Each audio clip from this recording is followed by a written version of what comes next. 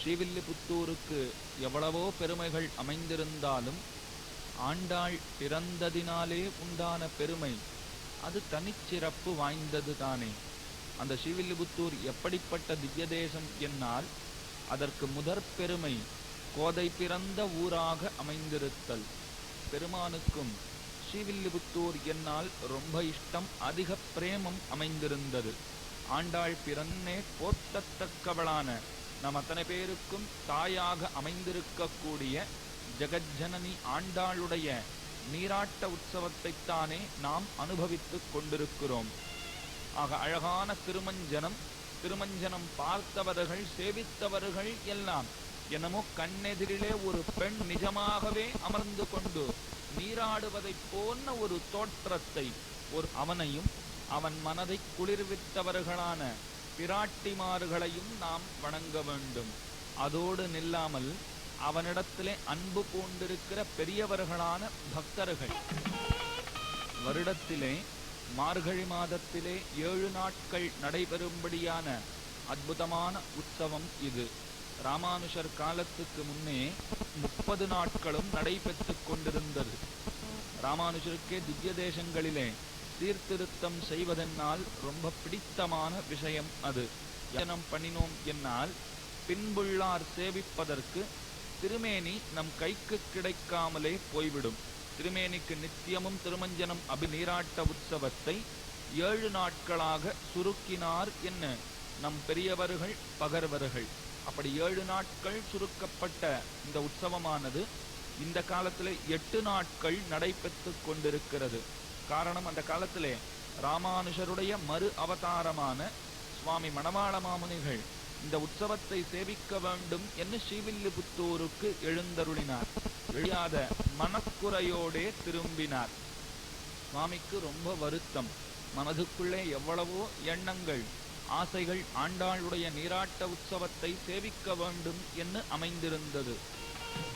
ராமானுஷ நூத்தந்தாதியிலே திருவரங்கத்தமுதனாருடைய ரொம்ப அழகான பாசுரம்.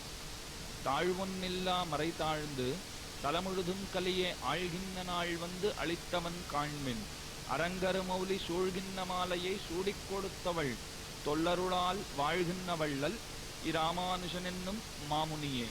அமுதனார் தெரிவிக்கிறார், ராமானுஷருக்கு ஆண்டாளிடத்திலே அளவற்ற பிரீத்தி உண்டு.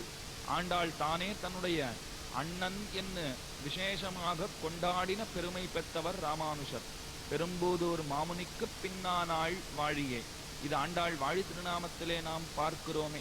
ஆக ராமானுஷரிடத்திலே எவ்வளவு அன்பு ஆண்டாளுக்கு உண்டோ அதே அன்புதான் ராமானுஷருடைய புனரவதார பூதரான, அதாவது மறு அவதாரமான மணவாள மாமுனிகளிடத்திலேயும் அமைந்திருந்தது. அப்படி இருந்தும் தனக்கு இந்த சேவை கிடைக்காமல் போயிட்டே என்ன ரொம்ப வருத்தப்பட்டார் சுவாமி. நீராட்ட உற்சவம் என்னால் அழகான திருமஞ்சனம் உண்டு. அந்த திருமஞ்சனத்தை நாம் சேவிக்காமல் இழந்தோமே. திருமாலிருஞ்சோலை அழகனையே தன் மனதிலே கொண்டு அவனுக்கு ஆட்பட வேண்டும் என்கிற பெருத்த ஆசையோடே கண்டவர் மனம் மயங்கும்படியாக எழுந்தருளியிருக்கிற தன்மை ஆண்டாளுடைய அழகான திருக்கோலம். அதை இழந்தோமே என்ன ரொம்ப வியாக்குலப்பட்டார், வேதனைப்பட்டார். ஆண்டாளுக்கு வருத்தம் வந்தது. ஐயோ, இப்படிப்பட்ட ஒரு பக்தருக்கு சேவை சாதிப்பதற்காகத்தானே நாம் அர்ச்சாரூபத்தையே பரிகிரகித்து கொண்டிருக்கிறோம். அப்படி இருந்தும் மணவாள மாமுனிகளுக்கு சேவை சாதிக்க முடியாமல் போய்விட்டதே என்ன இவரிலும் அதிகம் அவள் வருத்தப்பட்டு கைங்கரியபரர்களுடைய ஸ்வப்னத்திலே தானே எழுந்தருளி மணவாள மாமுனிகளுக்காக இன்னும் ஒரு நாள் நடத்த வேண்டும், அவர் சேவிப்பதற்கென்னு மட்டும் ஒரு நாள் இந்த உற்சவத்தை அதிகப்படுத்த வேண்டும் என்று நியமிக்க கோதை பிராட்டியினுடைய அந்த நியமனத்துக்கு சேர அமைந்திருக்கிற அழகான உற்சவமாக இன்றைக்கு 8 நாட்கள் மார்கழி மாதத்திலே நடத்தப்படும்படியான உற்சவம் இது. சங்கராந்தி பொங்கல் அன்னைய தினம் மணவாள மாமுனிகளுக்காகவே இந்த உற்சவம் நடைபெறுகிறது. மணவாள மாமுனிகளுக்கு சேவை சாதிக்க முடியாமல் போய்விட்டதே என்ன இவரிலும் அதிகம் அவள் வருத்தப்பட்டு கைங்கரியபரர்களுடைய ஸ்வப்னத்திலே தானே எழுந்தருளி மணவாள மாமுனிகளுக்காக இன்னும் ஒரு நாள் நடத்த வேண்டும், அவர் சேவிப்பதற்கென்னு மட்டும் ஒரு நாள் இந்த உற்சவத்தை அதிகப்படுத்த வேண்டும் என்று நியமிக்க கோதைப்பிராட்டியினுடைய அந்த நியமனத்துக்கு சேர அமைந்திருக்கிற அழகான உற்சவமாக இன்றைக்கு 8 நாட்கள் மார்கழி மாதத்திலே நடத்தப்படும்படியான உற்சவம் இது. சங்கராந்தி பொங்கல் அன்னைய தினம் மணவாள மாமுனிகளுக்காகவே இந்த உற்சவம் நடைபெறுகிறது. ஸ்ரீரங்கத்திலே சயனித்திருக்கிறான் திருவரங்கநாதன். பெரிய பெருமாள் என்கிற ரொம்ப அழகான திருநாமத்தோடே படுத்திருக்கிறான். எல்லோரும் போய் சேவிக்கிறோம். ஆனால் தெற்கு முகமாக பெருமான் ஏன் படுத்திருக்கிறான் என்ன யாராவது யோசித்து பார்த்ததுண்டா? இலங்கையை ரட்சிக்கிறான் எம்பெருமான். இது சாமான்யமாக எல்லாரும் சொல்லுகிற அர்த்தம்தானே, உண்மையான அர்த்தமும் கூட. லங்கையை விபீஷணனுக்கு கொடுத்தான் எம்பெருமான். அப்படி கொடுத்து விட்டு தானும் அவனோடே நடந்தான். சக்கரவர்த்தி திருமகனான ராமன் தான் திருவாராதனம் பண்ணின திருவரங்கநாதனை விபீஷணன் கையிலே கொடுத்து, நீ இதற்கு பூஜை பண்ணுவாய் என்று சொல்லி வைக்க அவனும் கையிலே எடுத்துக்கொண்டு புறப்பட்டான். ஆனால் ஸ்ரீரங்கநாதனுக்கு ஆசை, தான் ஸ்ரீரங்கத்திலேயே இருக்க வேண்டும் என்ன ஆசை கொண்டவனாய் விபீஷணனை விட்டு பிரிந்தான் எம்பெருமான். ஸ்ரீரங்கநாதனை ஸ்ரீரங்கத்திலே எழுந்தருள பண்ணிவிட்டு விபீஷணன் லங்கைக்கு போனான் என்ன சரித்திரங்களிலே நாம் பார்க்கிறோம். அப்படி வைக்கப்பட்ட நாள் முதலாக விபீஷணனை ரட்சிப்பதற்காக எம்பெருமான் தெற்கு திசை லங்கையை பார்த்து கொண்டிருக்கிறான் என்ன சொல்லுவார்கள். ஆனால் வேதாந்தாச்சாரியர் விசாரித்தார், விபீஷணனை பார்ப்பதற்காக எம்பெருமான் தெற்கு திசை நோக்கி படுக்கவில்லை, ஸ்ரீவில்லிபுத்தூரிலே இருக்கிற ஆண்டாளையே பார்த்து கொண்டிருக்க வேண்டும் என்பதற்காகத்தான் தெற்கு திசை நோக்கி சயனித்திருக்கிறான். இதை விவரிக்கிற ரொம்ப அழகான ஸ்லோகம் கோதாஸ்துதியிலே அமைந்திருக்கிறது.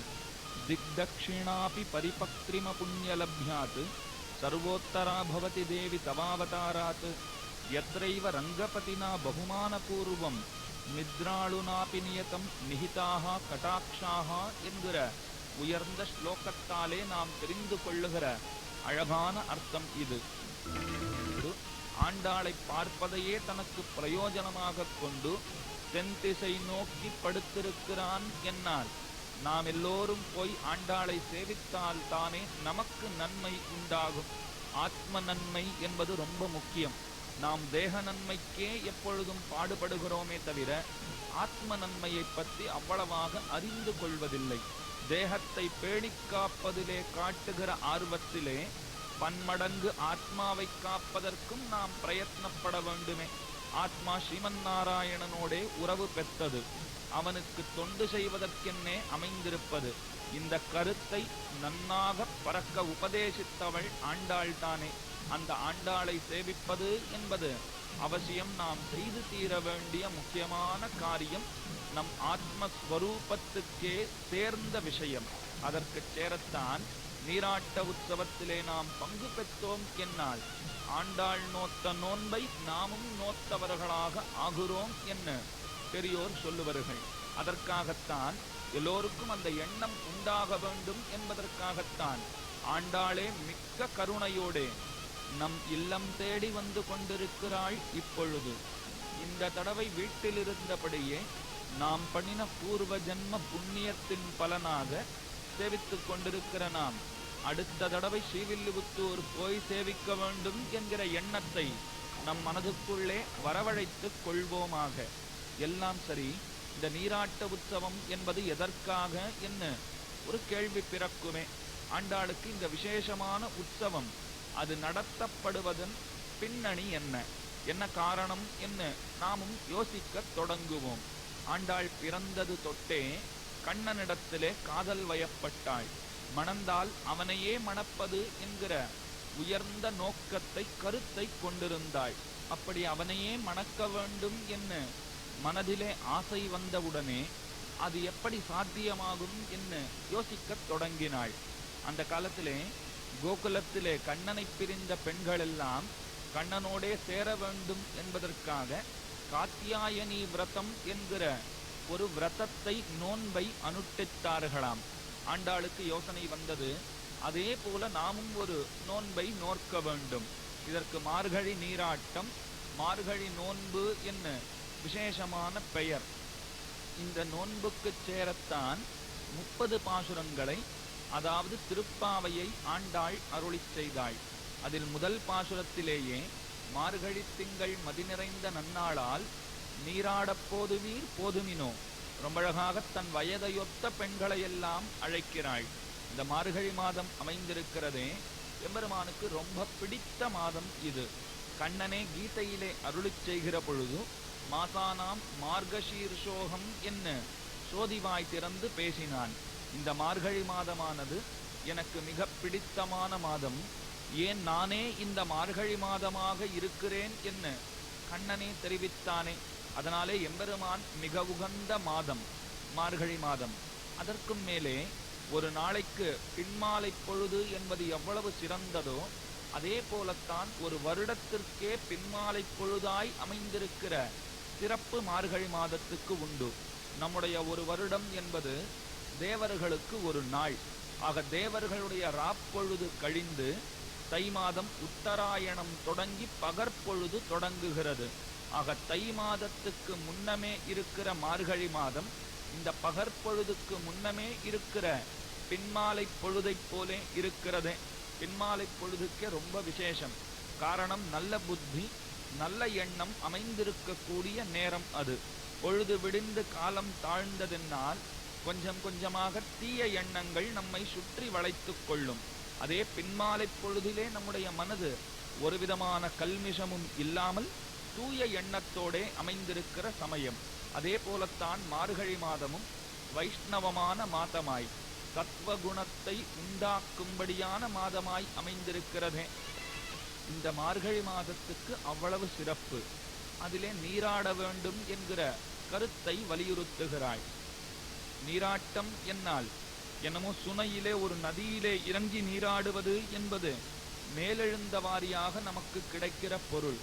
ஆனால் இதனுடைய உள்ளர்த்தம் ரொம்ப விசேஷம். பெருமானாகிற நதியிலே நாம் விழ வேண்டும். எம்பெருமானே ஒரு பெரிய தடாகம்தானே. தயரதன் பெத்த மரகத மணித்தடம் என்ன ஆழ்வாருடைய அழகான பாசுரம். வாசத்தடம் போல் வருவானே என்பதும் அழகான பாசுரம். ஆக பெருமானே ஒரு பெரிய தடாகத்தைப் போலே அமைந்திருக்கிறான். பிபநயன புரஸ்தே ரங்கதுரியாபிதானம் ஸ்திதமிவ பரிபுல்லத் புண்டரீகம் தடாகம் என்ன பராசர பட்டருடைய அழகான ஸ்ரீசூக்தி. ஸ்ரீரங்கநாதனாகிற தடாகத்திலே தான் விழுந்திருக்க வேண்டும். பிபநயன புரஸ்தே, ஏ கண்ணே அந்த தடாகத்தினுடைய நீரை பருகுவாயாக என்ன கண்களுக்கு உபதேசம் பண்ணுகிறார். ஆக நீராட என்ன ஆண்டாள் அருளிச் செய்ததற்கு அர்த்தமே பெருமானாகிற தடாகத்திலே நாம் எல்லோரும் அமிழ்ந்து போக வேண்டும். நல்ல கோடை காலத்திலே ஒரு குளிர்ந்த மடுவை பார்த்தால் எவ்வளவு சந்தோஷப்படுகிறோம். ஆடைகளை களைந்து உடனே குளிக்கலாம் என்ன நீர்நிலையிலே நாம் இறங்குகிறோம். அல்ல வெப்பத்திலே இருந்து தப்பிக்க வேண்டும் என்னால் பெருமானாகிற தடாகத்தை விட்டால் வேறொரு புகழ் நமக்கு கிடையாது. அதை உணர்த்தின ஆண்டாள் அழகான நீராட்ட உற்சவத்தை கண்டருளும்படியான வைபவம். திருமஞ்சனம் என்னால் குளிர்தல் என்று நமக்கு ஒரு பொருள் கிடைக்கும். நன்னாக நீராடுதல் என்பது பொருள். அப்படி நீராடுகிற காலத்திலே குளிக்கிறவர்களுக்கு குளிர்ச்சி பிறக்கும். ஜெகஜனனியான லோகமாதாவான ஆண்டாள் குளிர்ந்தாள் என்னால் நாம் அத்தனை பேரும் குளிர்ச்சி பெறுவோம் என்று சொல்ல வேண்டிய அவசியமே கிடையாது. தான் குளிர்ந்தால் நம் பாபங்களையெல்லாம் மறந்து போவாள். பாபங்களையே போக்கியமாக கொள்ளுவள். பெருமானிடத்திலே புருஷகாரம், அதாவது நமக்காக சிபாரிசு செய்யும்படியான தன்மை பிராட்டியினிடத்திலே அமைந்திருக்கிறது. அற்புதமான நீராட்ட உற்சவம். அதைத்தான் இப்பொழுது நாம் சேவித்துக் கொண்டிருக்கிறோம். கருமையான கூந்தலை தன்னிடத்திலே கொண்டவளாய் கையில் பிடித்த கிளியாலே இன்னும் அதிக அளவு அழகை கொண்டிருக்கும் அவளான ஆண்டாளுக்கு இப்பொழுது ஆரத்தி சமர்ப்பிக்கப்படுகிறது. தான் நிற்கிற அழகினாலே அரங்கனையே மயக்கினவள் ஆண்டாள். அழகனான அரங்கனும் ஒரு அழகியினிடத்திலே தானே மயங்குவான். அப்படிப்பட்ட அழகியாக அரங்கன் தான் நினைத்தது ஆண்டாளைத்தானே. அந்த ஆண்டாளுடைய உயர்ந்ததான திருமஞ்சனத்தை சேவிக்கிற பாக்கியத்தினை இப்பொழுது நாம் அடைந்திருக்கிறோம். நீர்நிலைக்கு பக்கத்திலே நடத்தப்படுகிற இந்த திருமஞ்சன உற்சவம்தான் அந்த காலத்திலே சுவாமி மணவாள மாமுனிகள் சேவிக்க முடியவில்லையே என்று வருத்தப்பட்டதற்காக, அவருடைய வருத்தத்தை தீர்ப்பதற்காக, அவருக்காகவே முக்கியமாக நடத்தப்படுகிற உற்சவமாய் இன்னைக்கும் இது அமைந்திருப்பதை நாம் நினைவிலே கொள்ள வேண்டும்.